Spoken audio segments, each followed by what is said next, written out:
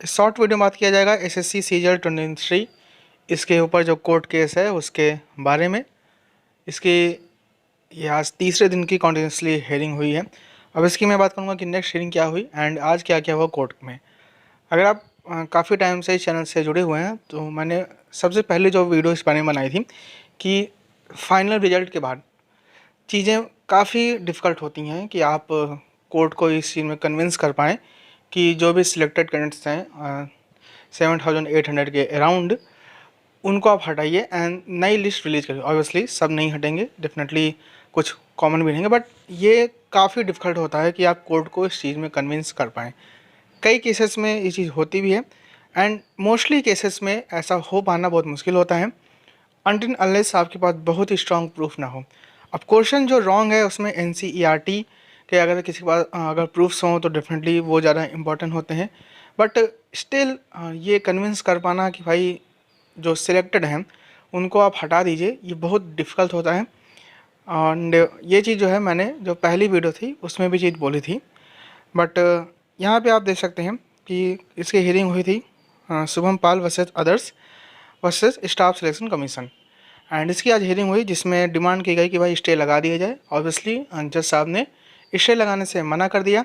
अब इसकी जो नेक्स्ट हियरिंग की डेट है वो है 23 जनवरी। अब 23 जनवरी को अब एसएससी को एक नोटिस भेजा जाएगा और फिर बाद जो है अब एसएससी 23 तारीख को अपना भी एक साइड है वो रखेगी।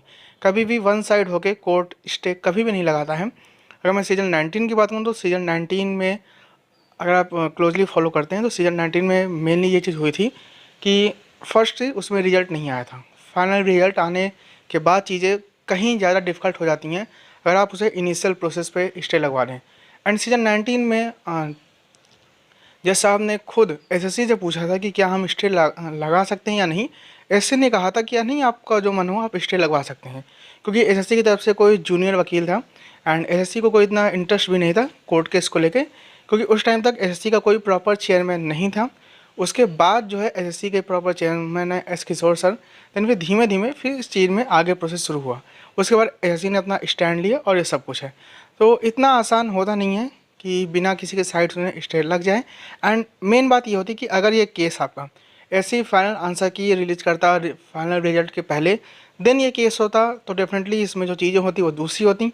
लेकिन जब फाइनली सिलेक्टेड कैंडिडेट्स हैं तब ये चीज़ें हैं तो चीज़ें दूसरी होती। डेफिनेटली स्टेट्स में आप कह सकते हैं कि भाई कई स्टेट्स में ऐसा हुआ है, मैं इस चीज़ को डिनाई नहीं करता हूँ। मैंने भी आपको एग्जांपल दिखाए थे कि यूपी ट्रिपल सी में लेखपाल की भर्ती हुई यूपी में, उसमें भी केस हुआ जिसमें फिर सुप्रीम कोर्ट की तरफ से केस हुआ जिसमें कि बोनस नंबर दिए गए।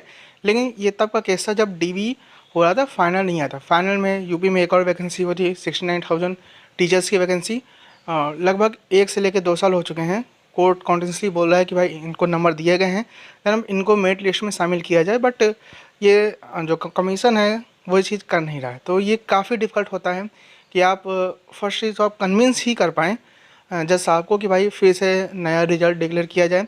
लेकिन जब मामला फाइनल पे आता है तो ये चीज़ काफ़ी ज़्यादा डिफ़िकल्ट हो जाती है। बाकी आप क्या सोचते हैं वो बता सकते हैं। मैं यहाँ पे किसी के साइड लेने के लिए नहीं हूँ।